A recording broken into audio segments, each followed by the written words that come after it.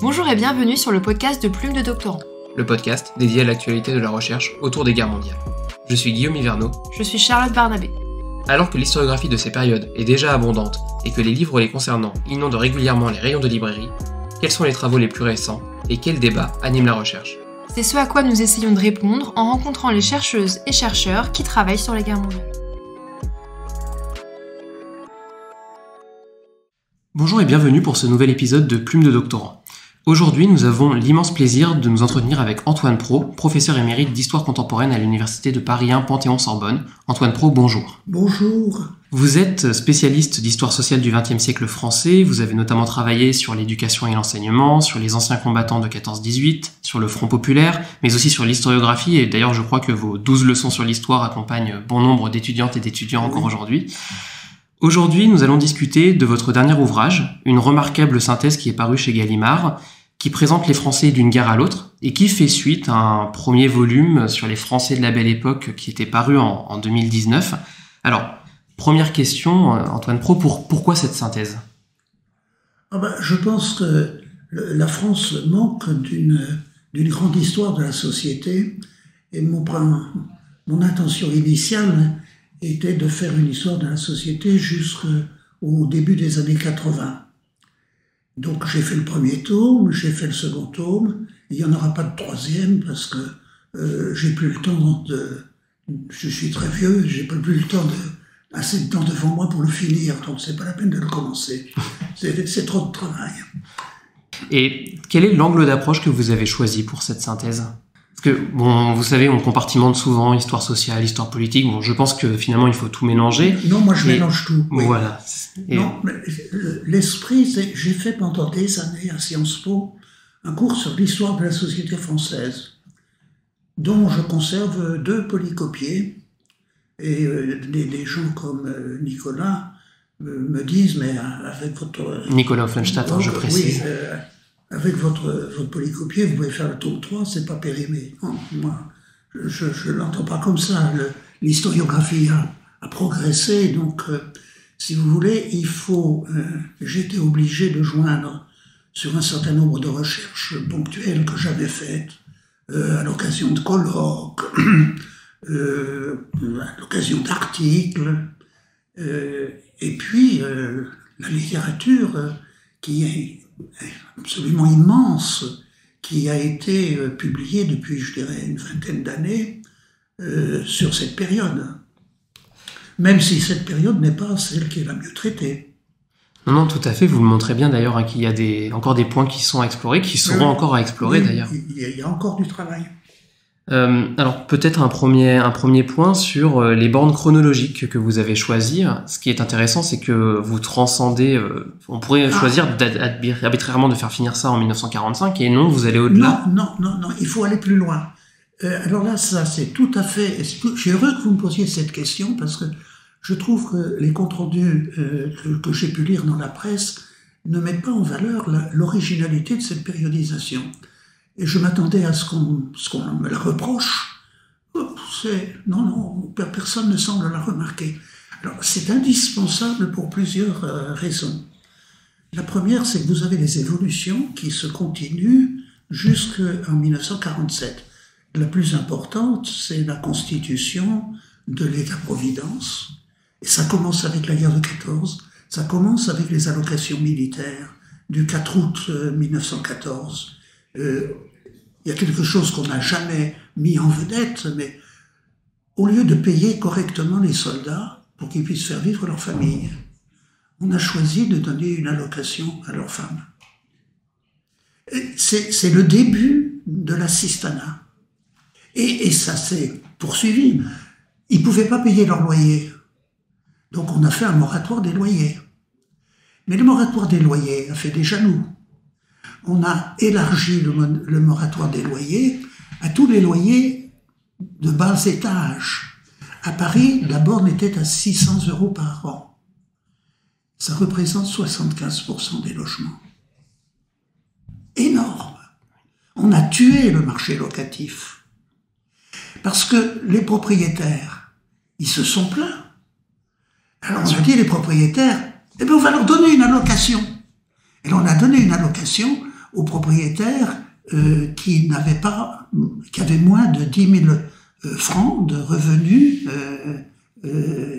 perdus. Bon, alors après, pour faire repayer les loyers aux gens, c'est impossible, on a donc réglementé les loyers. Et vous avez des loyers qui augmentent, qui doublent ou qui triplent quand les prix sont multipliés par 7. C'est énorme. Alors la loi de 1948 va essayer de rectifier ça. Mais il faut attendre la loi de 1948. Donc, voilà le type d'une... Bon, si j'ai pas besoin de vous expliquer la retraite des ouvrières et paysannes de 1910. Peut-être rapidement pour des étudiants, peut-être. Bah si, il y a une loi de retraite ouvrière et paysanne pour les salariés, qui est une retraite par capitalisation, qui est tuée par l'inflation.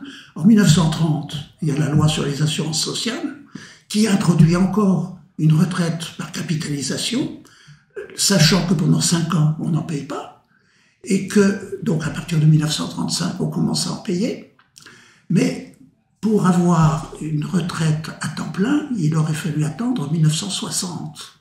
Pour avoir pu eu les 30 annuités. Bien sûr.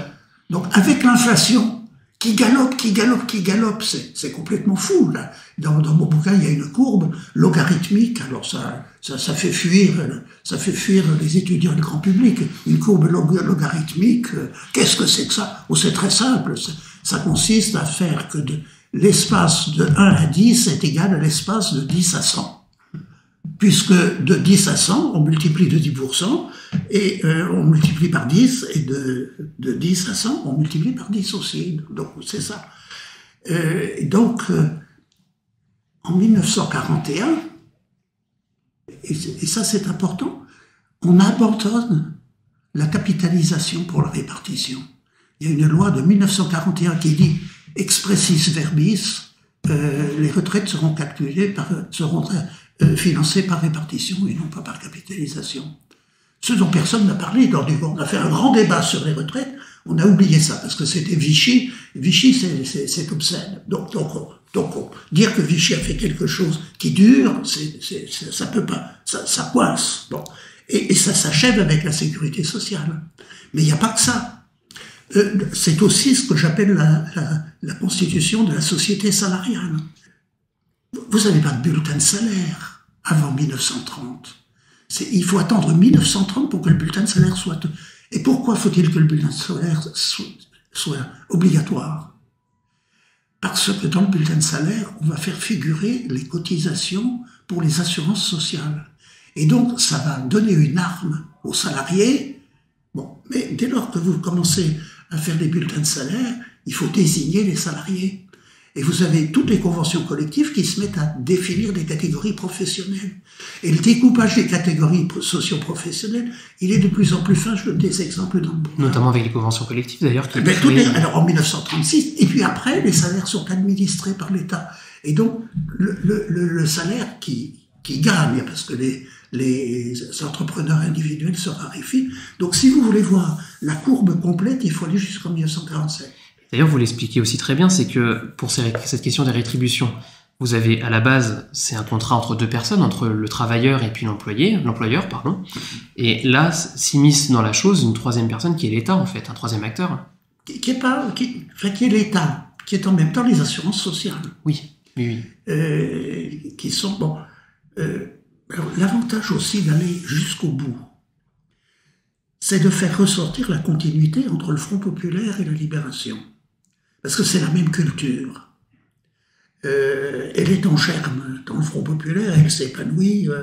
Des gens comme Sartre, comme Simone de Beauvoir, comme le cinéma, bon, Carnet, Prévert, ces grands films, c'est déjà là en 1938 avec La Grande Illusion, avec les films de Renoir. Vous les retrouvez avec Carnet, Prévert. Mais donc, je tenais à ce qu'on ne fasse pas une étude de la Libération sans une étude du Front populaire, parce que ça se continue. Bien sûr. Du coup, ça a un autre avantage, c'est que ça réintègre Vichy dans la continuité nationale. Et ça le réintègre sans pour autant l'excuser ou le réhabiliter. Mais simplement, il y a des choses qui se sont faites à cette époque sous la nécessité, comme pour les retraites, mais il y en a d'autres, parce que si vous prenez par exemple les allocations familiales, la continuité de la politique d'allocation familiale de Léon Blum à Maurice Thorez, et puis il y a un dernier avantage de cette périodisation longue, c'est qu'elle donne une autre vision du Parti communiste. J'ai été très frappé de cette...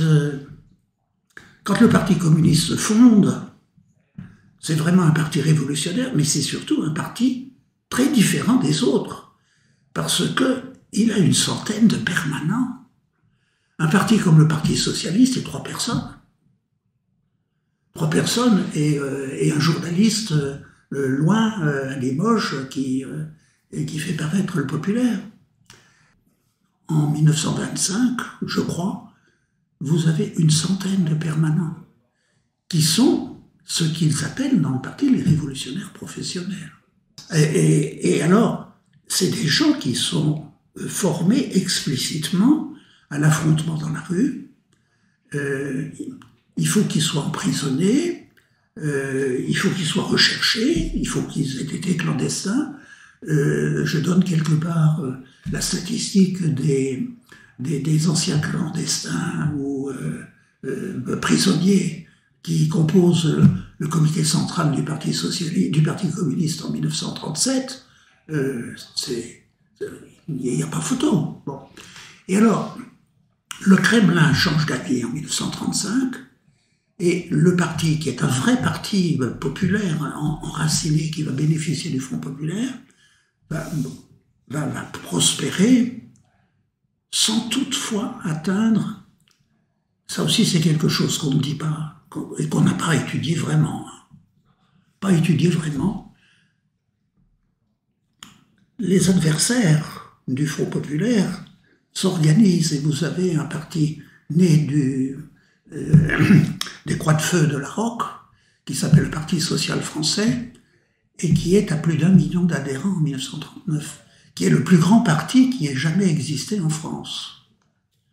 Et c'est un parti dans lequel il y a 30% de femmes. Alors, il y a eu un bouquin consacré à ça, un bouquin intéressant, mais il y a encore du travail à faire sur le PSF. Fin de la parenthèse. Et à la Libération, vous retrouvez le Parti communiste en pleine... Et c'est le Parti communiste qui va faire la reconstruction économique. Les 3 ministères sont tenus, la production industrielle, le travail, je ne sais plus quel est le 3e, les appellations changent, sont donnés à des communistes, et les communistes, ils vont mouiller leurs chemises pour que les travailleurs travaillent. Ils vont réussir à faire augmenter la production de charbon pour l'indépendance énergétique de la France. Ils vont l'augmenter de 10 millions de tonnes en faisant travailler les mineurs le dimanche. Alors, ils ont d'ailleurs fait des concessions qui nous paraissent aujourd'hui incompréhensibles parce qu'elles sont d'une très grande générosité, mais c'était le prix à payer pour que le charbon sorte. Et ils l'ont fait sortir. Le prix à payer, c'était le statut des mineurs. C'est souvent quelque chose qu'on oublie quand on essaie d'arrêter. C'est des choses qu'on oublie totalement. Et donc, si vous faites le Parti communiste... Alors après, le Parti communiste stalinisé fait sa crise de 1947, qui est quand même une crise énorme. Le ministre socialiste de l'Intérieur de l'époque, Jules Mock, reconquiert avec des chars les puits de mines occupés par des grévistes les uns après les autres. On n'a jamais vu ça en France. On n'a jamais vu ça en France. Non, c'est quand même... Et puis après, vous avez le recul très progressif du Parti communiste. Il y a quand même encore quelques restes aujourd'hui. Il y a encore des gens qui ont la tripe prolétarienne, mais le prolétariat au sens de l'ouvrier, alors ça aussi, c'est une chose... C'est une question que j'allais vous poser, c'est aussi cette évolution finalement de l'ouvrier... Oui, mais c'est aussi une évolution de l'économie. Et donc, il fallait prendre l'économie... Donc, il fallait, si vous voulez, les choses s'expliquent les unes par les autres. Et c'est l'intérêt de les prendre ensemble. Et alors, je regrette que les synthèses se fassent aussi rares aujourd'hui. Et on considère que les synthèses, c'est des manuels d'histoire. C'est des manuels pour les apprentissages de la chronologie. Ensuite, quand vous dites un bouquin, c'est un manuel comme on peut les espérer, c'est plutôt un enterrement qu'une apothéose. Oui, que là, justement, l'intérêt, c'est de prendre la société dans son ensemble. Ça implique, vous le dites, de voir l'histoire, d'en prendre en compte l'économie, les mondes du travail, la politique. Et vous avez toute une partie aussi que je trouve très stimulante qui s'intéresse au sport et au corps, qui aussi, eux aussi, en fait, évoluent et font évoluer la société. C'est fondamental, oui. Est-ce que vous pourriez en dire 2 mots? Écoutez, le sport, non. Ce qui est étonnant dans le sport, c'est d'abord son extension. Le nombre de licenciés qui augmente, l'exigence auprès des municipalités pour avoir des stades. Et alors, à l'époque, on fait pas des stades seulement pour le foot ou pour le rugby, on fait des stades omnisports, comme celui de Marseille, qui date de cette époque. Et puis on fait des stades dans lesquels il y a parfois plus de spectateurs debout que de spectateurs assis. Le Parc des Princes doit faire sa construction au début des années 20 000 spectateurs assis et 40 000 debout. Et puis les sports se diversifient, et alors surtout il y a la grande question de la professionnalisation du sport, qui traverse toute la période, parce que la professionnalisation, elle est en route en 30, notamment pour le foot à Sochaux, avec Peugeot qui veut une équipe de foot pour sa publicité. C'est aussi lié à un monde industriel, d'ailleurs, ce sport. C'est lié au monde industriel. Et puis, pour que son équipe de foot soit intéressante, il faut qu'il y ait des matchs à montrer. Mais comme il paye ses ouvriers, les autres, c'est des ouvriers marrons. Faut pas...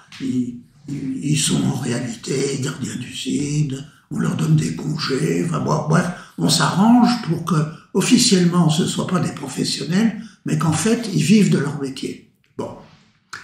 Alors donc Peugeot, il est embêté parce que il n'a pas de compétition de match, donc il va créer un championnat.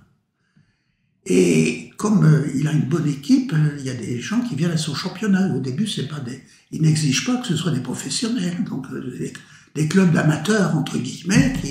Et puis le rythme est tel que le foot admet les professionnels. Le rugby les refuse parce que les Anglais ne veulent pas que les 4 nations. Si vous êtes professionnel, vous ne pouvez plus participer au championnat.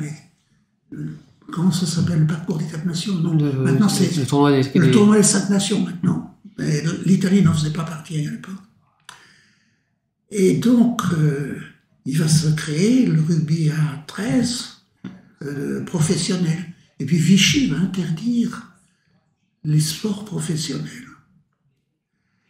Et il va interdire, comme contraire à la dignité humaine, les transports.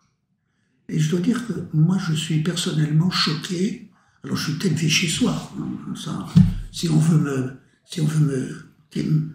mettre des poux dans la tête, on peut dire que je suis vichysois. Mais je trouve que c'est contraire à la dignité humaine d'être vendu. On ne vend pas. Enfin, autrefois, on vendait les esclaves sur les marchés. Ce qui se passe, c'est avec des salaires absolument extraordinaires. Bon, enfin, peu importe. Et naturellement, on va revenir aux vrais professionnels avec la libération. Donc là aussi, vous avez une courbure qui... c'est intéressant de montrer comment on a défait à la libération une partie des choses qui avaient été défaites par Vichy, on les a refaites. Et d'ailleurs, dans cette évolution des sports aussi, vous montrez très bien que le sport, il intègre aussi progressivement les enseignements. Et alors, il l'intégrait, mais en tout cas de manière beaucoup plus forte qu'avant.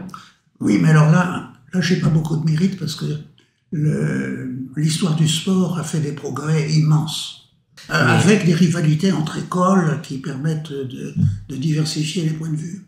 Et alors vous parliez de Peugeot, et c'est pareil, c'est aussi une de ces grandes évolutions de l'entre-deux-guerres, on va y revenir, c'est la place de l'automobile d'ailleurs. Et alors on parlait aussi tout à l'heure en venant ici de l'automobile qui alors est beaucoup plus dense à Paris par exemple que dans les années 60, mais que dans l'entre-deux-guerres, l'automobile elle arrive aussi de plus en plus. En fait. Ah oui, non mais ça j'ai tout un chapitre sur plusieurs chapitres sur les conditions de vie dans les villes et dans les campagnes, que ce soit l'électrification, sur laquelle je suis beaucoup plus négatif que l'historiographie courante, parce que l'historiographie courante s'appuie sur les comptes rendus des sociétés d'électricité, et que les sociétés d'électricité considèrent qu'un village est électrifié quand il a bâti un transformateur dans le village. Et c'est oublier toutes les ramifications. C'est oublier toutes les ramifications. Donc, quand vous prenez j'ai fait une carte en 1947, vous avez encore des coins de France où vous avez 30% des fermes. Je dis pas des villages, je dis des fermes. Notamment dans les pays d'habitat dispersés comme la Bretagne. En Bretagne, vous avez aussi des villages électrifiés. Je cite un témoignage de Elias sur l'arrivée le premier dîner où la famille se réunit autour de la table et où la mère allume l'électricité. Parce que jusque-là, c'était une lampe à pétrole. D'ailleurs, les lampes à pétrole n'ont pas disparu, on les a rangées dans un placard et on les a ressorties pendant la guerre de 1940. Moi, je me souviens, enfant, chez une grand-tante qui habitait un petit village du Jura où il devait y avoir 200 habitants, d'un pays d'habitat dispersé avec des hameaux, je me souviens avoir été éclairé avec la lampe à pétrole. On sortait la lampe à pétrole. Elle était là. C'est aussi bien de rappeler que toute transformation ne se fait pas d'un coup. Non, ça ne se fait pas d'un coup. Mais alors, les villes, la pénétration de l'automobile dans les villes, et puis la façon dont interviennent. Vous savez, on parle toujours des feux rouges. On ne dit pas les feux tricolores. C'est parce que les premiers feux qui ont été posés, et qui étaient, je crois, sur l'avenue des Champs-Élysées, et ça devait être au début des années 20, ils n'avaient que deux couleurs, ils étaient rouge ou blanc. Et alors blanc, ça voulait dire vous pouvez passer, et puis rouge, ça voulait dire vous ne pouvez pas passer. Et après, ça s'est subtilisé, c'est devenu plus fin, et c'est devenu les feux tricolores, mais on continue à dire les feux rouges. Il y a un héritage qui reste. Voilà, le premier étage est resté. Et puis le stationnement unilatéral. Alors au début, on alternait un jour, l'autre jour. Oui, mais que faire des voitures qui passent la nuit du côté du trottoir? On a fait sans périodicité, on a mis les stationnements d'un côté. Et puis les voisins d'en face étaient très contents parce qu'ils pouvaient sortir de leur garage facilement. Mais ceux qui étaient du côté où il y avait du stationnement, ils étaient gênés. Alors pour pas les gêner, on a fait le stationnement de 15 jours en 15 jours. Alors c'est des détails, c'est croquignonesque, mais c'est concret. Moi, j'aime le concret. Puis en plus, ça ajoute de la nuance dans les préoccupations des sociétés, au final. Ah ben oui. Et alors, l'automobile va modifier le tourisme. Le sport aussi va modifier le tourisme. Vous savez, l'explosion du scoutisme, les auberges de jeunesse. Et puis alors, vous avez un moment qui va être important pour la diffusion des pratiques sportives, c'est le Front populaire. Et alors, là aussi, il y a des choses... Je trouve que dans mon bouquin, il y a plein de détails qui viennent non pas contredire, mais nuancer ou rectifier les points de vue. Dans la législation sociale du travail, on retient la semaine de 40 heures. Mais ce qui était important pour les gens, c'était pas les 40 heures, pour une raison très simple, c'est que beaucoup ne faisaient pas les 40 heures. Il y avait du chômage partiel assez lourd. Ce qui était important, c'était les 2 jours de congé consécutifs. C'était la semaine de 5 jours, et pas la semaine de 40 heures. Et d'ailleurs, c'est si vrai que quand Daladier, avec Reynaud comme ministre des Finances, met fin au Front populaire, il rend obligatoire les 2 jours il interdit les 2 jours, et c'est la semaine de 6 jours qui l'emporte. Ce qui va mettre les ouvriers hors d'eux, parce que chez Renault, ils faisaient 40 heures en 5 jours. Et du jour au lendemain, on leur dit, vous viendrez 7 heures pendant 5 jours, et puis vous reviendrez le samedi matin pour faire 5h30. Il y a de quoi devenir chèvre. Donc, la grève est immédiate, et l'usine est évacuée dans l'après-midi. Et on met 2000 ouvriers à pied.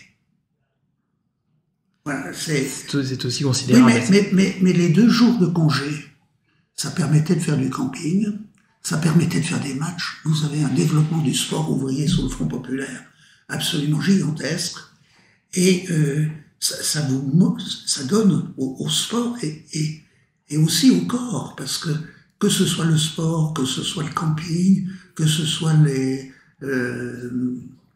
excursions, etc., c'est des shorts, c'est des gilets, c'est pas j'ai les bras couverts, les jambes couvertes, etc. Le corps s'exhibe. Et alors pour les paysans, c'est monstrueux. Hein.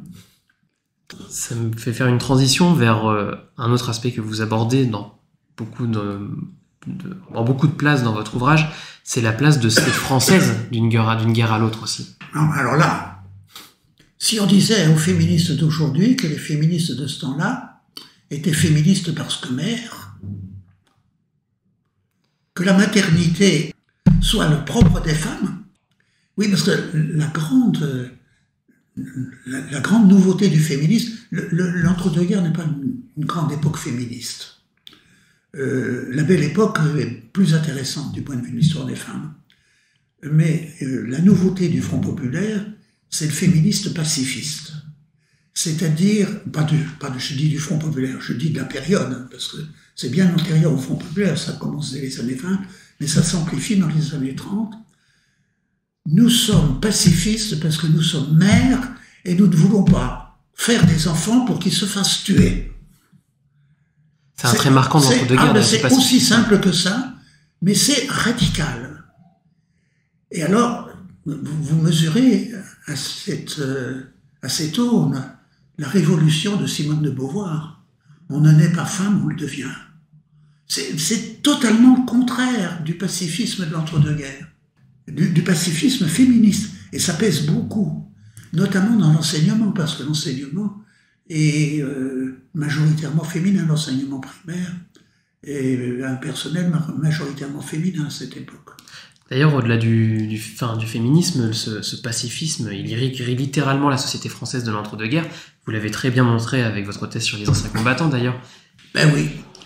Ben oui, la France est très pacifiste. Et oui, je consacre 3 chapitres à l'histoire politique.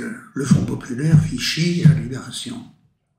Enfin, une de mes interrogations fondamentales, c'est les causes de la débâcle. Je m'en explique brièvement en termes autobiographiques, mais je suis pas seul dans ma génération. Et j'étais très frappé par un témoignage, encore un fait divers. C'est je sais plus qui est soldat pendant la drôle de guerre et qui note que en traversant les villages, les femmes sont sur le bord du trottoir et regardent passer les soldats. Et qu'est-ce qu'elles disent? En 1914, elles applaudissaient. Et elles brandissaient des drapeaux tricolores. Et là, elles n'applaudissent pas. Elles disent « Ah, c'est-il pas dommage, les pauvres petits gars ». Et alors, ils commentent en disant « Applaudis, nous aurions bombé le torse, nous traînions les pas ». Et ces femmes qui voyant... alors, c'est la fin de la guerre, c'est juin, c'est le 15 juin, 20 juin, le moment où les choses se décomposent.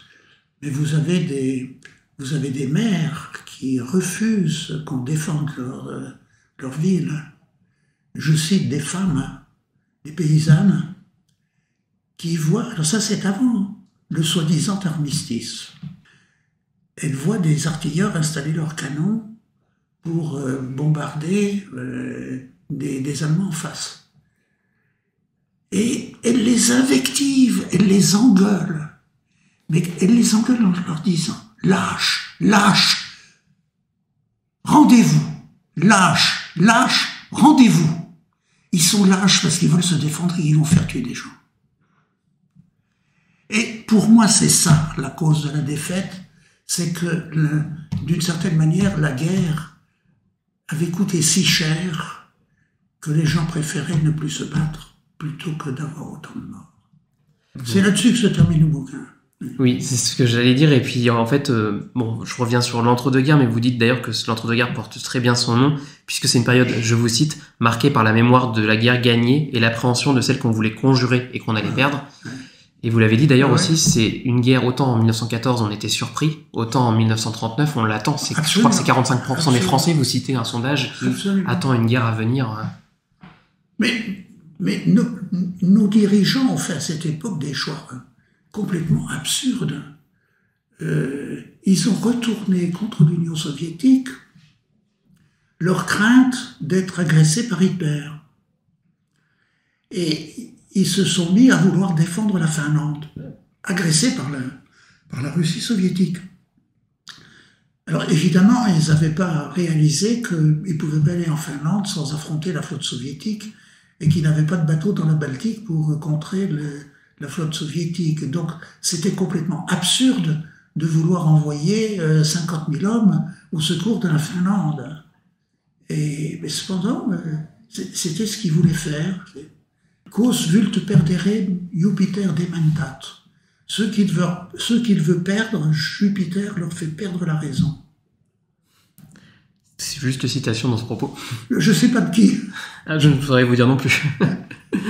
Une question que je voulais vous poser, alors bon, vous en avez déjà parlé par ailleurs, mais donc oui, je disais, vous êtes né en 1933, et donc en fait, cette marche vers la guerre, vous l'avez connue en tant qu'enfant, puis la guerre, vous l'avez vécue en tant qu'adolescent. Je voulais vous poser la question de quel... Gamin. Comment ? Gamin, j'avais 7 ans en 1940, j'étais pas... Oui, à la fin de la Seconde Guerre mondiale, je voulais dire, pardon. Oui. Et de ce fait, je voulais vous demander de quelle manière cette expérience a influencé votre écriture, vos travaux peut-être. Quand j'ai fait ce qu'on appelait le diplôme à l'époque, qui est devenu ensuite la maîtrise et qui est aujourd'hui le master, je voulais faire de l'histoire très contemporaine. Et on était quand même 10 ans après la fin de la Première et Deuxième Guerre mondiale. On devait être en 1955. Oui, j'ai passé la grève en 57, où j'ai dû soutenir mon mémoire en 56. Donc ma recherche est de 10 ans après la guerre. Je ne pouvais pas travailler sur l'histoire de la libération, c'était quand même vraiment... Donc, j'ai cherché un sujet et j'ai proposé à Renouvin l'opinion catholique française et la guerre d'Espagne. Parce que je me disais que l'opinion catholique, je suis d'une famille de tradition catholique, et l'opinion catholique me semblait avoir joué en faveur de Franco, donc je voulais voir comment ça s'était fait. Alors j'ai fait un mémoire d'histoire de la presse tout à fait classique, sauf que je n'ai encore pas vu d'études de journal aussi minutieuses quantitativement. Parce que pour La Croix, pour l'Aube, et je pense à troisième, je crois le Figaro, j'ai fait des graphiques sur papier millimétré, où la fréquence d'articles sur l'Espagne est représentée sur la base d'1 millimètre chaque jour, chaque numéro. Donc ça fait de très beaux graphiques qui permettent de voir à quelle date la presse parle et donc sur quel sujet. Ça n'a jamais été publié. Ça fait partie des corbeilles à papier. Mais je dois dire qu'ayant terminé là-dessus, je me suis intéressé à la CGT. Parce qu'après avoir vu les catholiques, à l'époque des Fronts populaires, aller du côté de la CGT, c'était pas mal. Et puis j'aimais bien l'histoire quantitative. Tous les congrès de la CGT avaient été publiés. Alors je dis, puisque j'y suis, je vais faire un CGT de 1920 à 1945. Et puis je les ai fait aussi en histoire quantitative. C'était dirigé par René Raymond, ça a été publié aux presses de Sciences Po. Et ça m'a donné une certaine familiarité. Puis là-dessus, je n'avais pas fini ma thèse troisième cycle, j'ai fait la guerre d'Algérie. Et la guerre d'Algérie, j'ai fait dans une unité opérationnelle, et pas du tout, et dans une compagnie qui était dirigée par un militaire traditionnel, qui avait fait la campagne d'Italie en 1943. Et c'était une compagnie où on ne torturait pas. Quelle était cette unité, si on peut la préciser? C'était le 5e bataillon de tirailleurs algériens. Donc mes soldats parlaient arabe. Et quel était votre grade à ce moment-là? J'étais lieutenant, j'étais chef de section, enfin sous-lieutenant. J'étais chef de section et j'avais comme sous-officier adjoint un sergent-chef qui venait de faire 6 mois de prison pour tentative de désertion. Et dans la section, il y avait 3 poilus, soldats du contingent, pas poilus, les 2 tireurs au FM et le radio. Tout le reste était des musulmans. On s'est promené un jour, on était toujours dans le Djebel, on était opérationnel. On n'était pas une unité de secteur, donc on n'avait pratiquement pas à s'occuper des civils.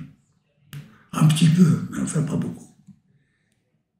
Et on a fait une fois 2 prisonniers, et comme on était en normalisation, couché dans le Djebel, et on les a gardés avec nous. Plusieurs jours. On a dû passer 8 jours dans le Djebel sans revenir au Borj. Et évidemment, quand on cassait la croûte, ils cassaient la croûte avec mes tirailleurs, et ils parlaient la même langue. Et mes tirailleurs leur faisaient porter les choses lourdes. Et je me demandais, c'est pourvu qu'on n'accroche pas, parce que si on accroche, qu'est-ce qu'ils vont faire? Comment vont-ils réagir? Alors on n'a pas accroché, mais mon pronostic aurait été qu'ils auraient fait éventuellement le coup de feu avec nous. C'est une hypothèse qui vous reste... Alors, elle n'est pas vérifiée. Non. Mais inversement, je me souviens d'un soir où, comme ça, mon lieutenant, tu vois, là-bas, le Djebel Amirouche. Amirouche, c'était le chef d'une katiba qui avait été tué là-bas par une autre compagnie du bataillon. Donc les tirailleurs, ils savaient très bien, c'est là-bas qu'a été tué Amirouche. Mais il était déjà baptisé le Djebel Amirouche. C'était pas 1044, c'était... Il y avait déjà un nom. C'était déjà un nom. Et alors, on était juste pour situer, dans quelles années vous étiez? En 1960. D'accord. Et donc cette expérience, d'ailleurs, vous l'expliquez, qu'elle a aussi influencé votre compréhension de la guerre de 14-18. Elle m'a amené à vouloir faire une thèse sur la guerre de 14-18. Alors j'allais trouver le doyen Renouvin, qui était un personnage considérable. Le doyen Renouvin, c'était l'équivalent de Cassin dans le monde de la magistrature. C'était le vénérable qui avait fait la guerre de 14, il avait d'ailleurs perdu un bras. Il présidait le conseil de l'ENA, il présidait le conseil de Sciences Po, et je lui ai dit, voilà, je voudrais travailler sur l'histoire de la guerre de 14, je voudrais faire une thèse sur la place de la guerre, de la mémoire de la guerre de 14 dans la société française jusqu'à la prochaine. Et il m'a répondu, est-ce que vous avez les archives? Je lui ai dit non, il y a la presse. Alors il m'a dit, alors pas aussi brièvement que je le raconte, il l'a un peu plus enlevé, il m'a dit, écoutez, quand vous aurez trouvé les archives, revenez me voir. Alors comment s'est passée cette recherche d'archives pour vous? Je me suis dit, voilà, il y a des associations d'anciens combattants, allons voir un petit peu qu'est-ce que c'est. Puis j'ai découvert qu'il y avait un office des mutilés, et que cet office des mutilés était devenu l'office des anciens combattants. Et puis j'ai demandé rendez-vous à la directrice, qui était, je crois, aux Invalides. Je crois que l'Office des mutilés était aux Invalides. C'est pas sûr, ça demanderait à être vérifié. C'était je me rappelle très bien, une dame, la cinquantaine, très maquillée, un peu ample, de beaux cheveux, beaucoup de colliers, une femme en puissance. On me dit, non monsieur, rendez-vous compte, c'est si vieux, comment voulez-vous connaître des choses comme ça? Non, j'étais tout épité, me disant, cette piste va me mener nulle part. Quand une dame passe avec une blouse grise, une employée qui était là, alors la suite de l'histoire, je sais, elle était là depuis 1936 ou 1937, parce que c'était la fille d'un responsable ancien combattant qui l'avait fait embaucher un peu par piston dans l'Office des mutilés. Elle était toujours là, 20 ans après. Elle lui dit, Madame Intel, ce monsieur cherche des archives sur l'Office des mutilés d'entre les deux guerres. Nous n'avons rien là-dessus. La dame s'arrête et dit, réfléchit. Elle dit, écoutez, je crois que dans l'escalier, il y a un placard sous des marches. Et il y a peut-être bien dedans des gros registres, je ne sais pas ce que c'est. Oh, alors moi j'ai sauté dessus, et je suis allé avec la dame, et j'ai trouvé les registres manuscrits des procès-verbaux de tous les conseils de l'Office national des mutilés, qui sont calligraphiés à la main jusqu'en 1930. Hein. Une source assez incroyable. Une source absolument prodigieuse. Donc je suis revenu vers le doyen Renouvin, et je lui ai dit, voilà, j'ai fait une thèse sur les anciens combattants. Oh, ben, il m'a dit, d'accord. Donc au final, Non, c'est des hasards. Des hasards qui vous ont mené finalement à travailler toute votre carrière sur cette société française. Oui, mais les anciens combattants, j'en ai eu un peu marre, tout de même. Bien sûr. Surtout que je n'ai adhéré à aucune association d'anciens combattants. Oui, alors en tant qu'ancien combattant, vous auriez pu d'ailleurs. J'aurais pu, et là j'ai reçu un courrier d'un ancien de la FAT, les combattants d'Algérie, les anciens combattants d'Algérie. D'accord. Et moi, j'ai jamais adhéré à ça. Et je n'ai pas travaillé sur la guerre d'Algérie. Quand je vous ai demandé si vous acceptiez un entretien pour cet ouvrage, vous avez eu une phrase qui m'a particulièrement marqué, et du coup, je voudrais qu'on revienne dessus. Vous avez dit, en sachant que je travaillais sur la Libération, vous m'avez dit « Je trouve que nous malmenons l'année 1944 ». Oui. Et je trouvais ce propos tout particulièrement vrai. Et est-ce que vous pourriez me dire pourquoi est-ce que nous malmenons l'année 44 ? Écoutez, il n'y a jamais eu d'année aussi violente en France depuis la Révolution française. Je dirais, même la Commune, ça dure quand même une semaine. Il y a une semaine sanglante, mais il n'y a qu'une semaine. Et malgré tout, il y a une autorité. Là, c'est le titre que je donne à une partie du chapitre sur la Libération, c'est la violence dans une société sans État. Il n'y a pas d'État, parce que moi je considère qu'à partir du moment où Doriot prend le pouvoir avec les Allemands, c'est la milice et plus la gendarmerie qui maintient l'ordre. Même Laval ne sait plus ce qui se passe. D'ailleurs, c'est un moment où beaucoup de gendarmes rejoignent la résistance. Il y a des gendarmes qui rejoignent, bien sûr. Bien sûr. Et donc, on arrive au mois de mai, juin, juillet, août, septembre, où la violence se déchaîne des deux côtés. Aussi bien du côté allemand que du côté milice, d'une part, du côté résistant, l'armée secrète, et le gouvernement provisoire, il est quand même très fragile. Il n'est reconnu par les Américains que le 24 octobre. Et la dissidence communiste, elle est quand même... Les milices patriotiques, qui sont dissoutes aussi le 24 octobre, ne se laissent pas dissoudre comme ça. Elles se transforment en... Je ne sais pas comment elles se transforment, mais elles vont être récupérées pour une partie d'entre elles, notamment dans le Midi, pour former les CRS. Et le gouvernement va finir par les absorber, mais le gouvernement est incapable de dissoudre ces formations. Donc, c'est une année... Alors, je ne donne pas de chiffres, je me contente de donner des graphiques et de donner une carte. Mais cette carte ne donne qu'une idée très très modeste, parce qu'elle se limite aux endroits où il y a eu plus de 5 civils tués par les Allemands.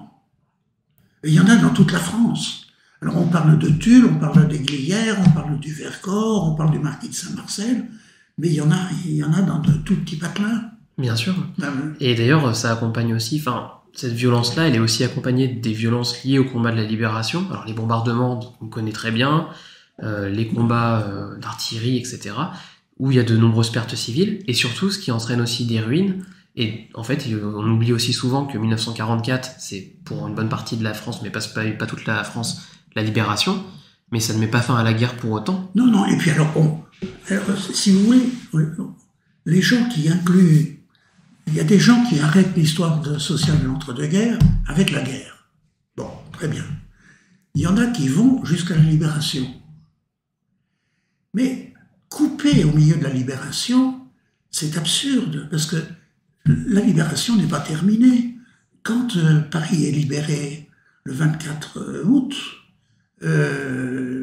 Reims, Strasbourg, toute une série de villes ne sont pas libérées, même dans le sud-ouest.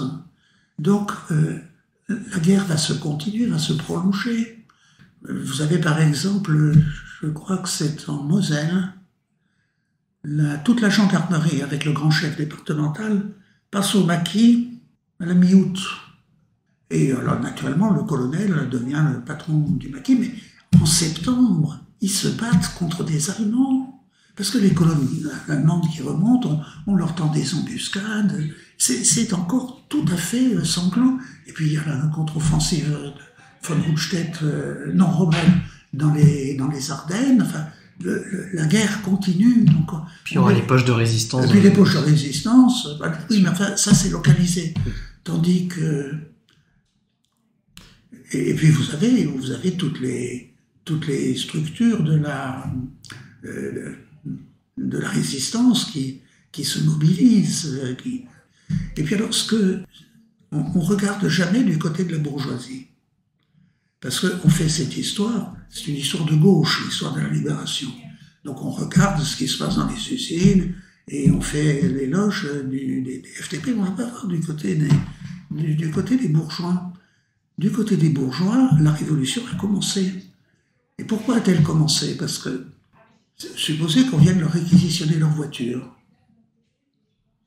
ou qu'on vienne leur demander des comptes, quels qu'ils soient, ou d'héberger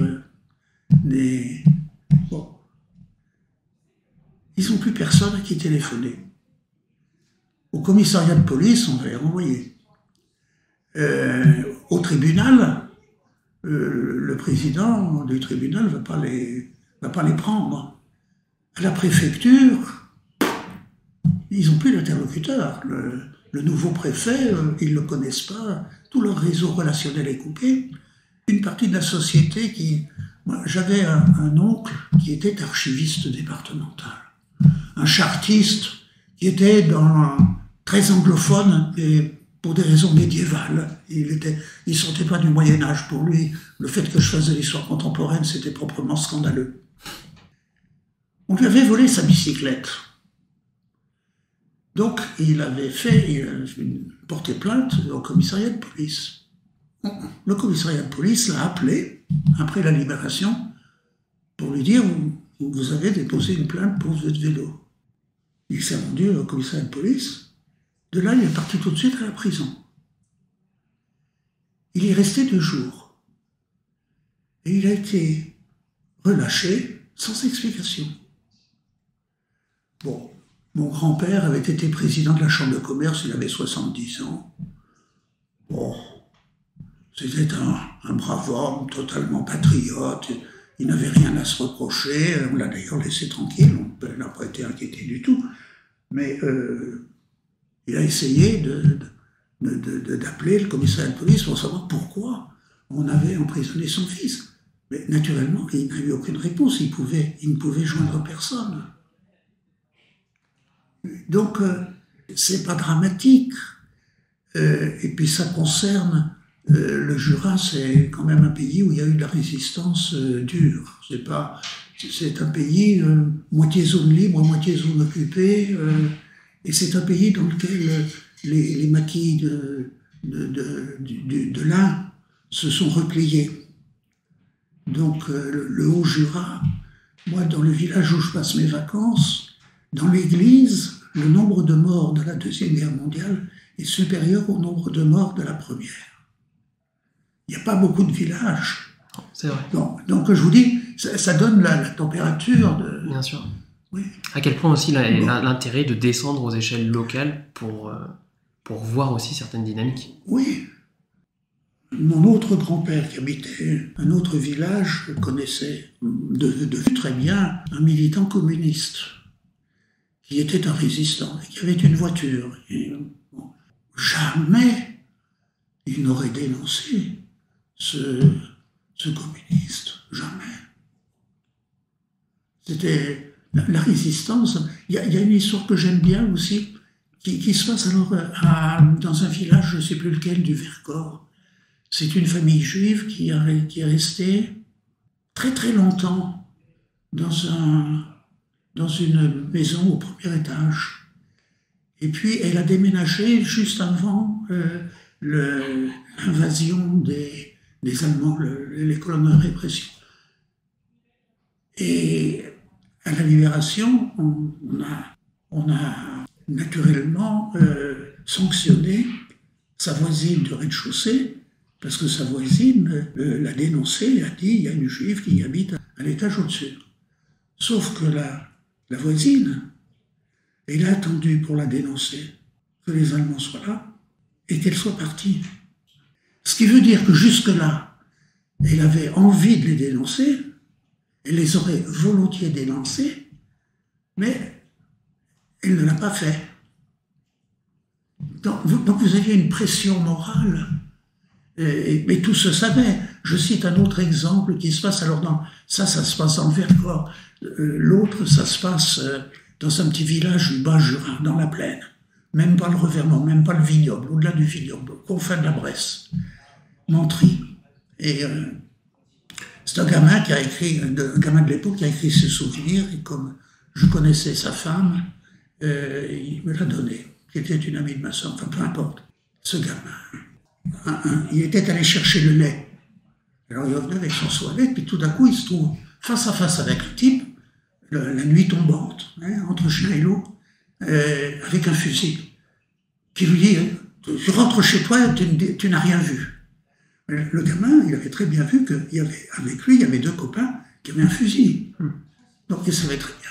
Et il savait très bien que sa voisine travaillait comme secrétaire à la Gestapo de Lons, la capitale.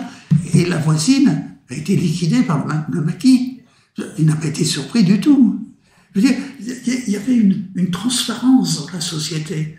Et alors cette transparence, elle accroît le sentiment de violence, parce qu'on sait où sont les gens qui vont s'entretuer.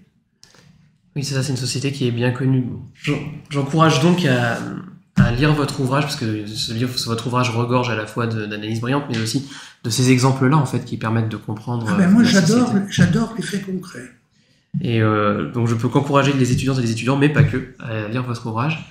Il est malheureusement temps de clore l'entretien, mais je vous remercie beaucoup. Je m'abandonne, il faut que vous fassiez les coupures. Merci beaucoup pour cet entretien. Nous vous remercions d'avoir écouté ce podcast réalisé par les doctorants en Seconde Guerre mondiale du laboratoire Istémé de l'Université de Caen. Si vous l'avez aimé, n'hésitez pas à partager. Nous vous retrouvons le mois prochain pour un prochain épisode.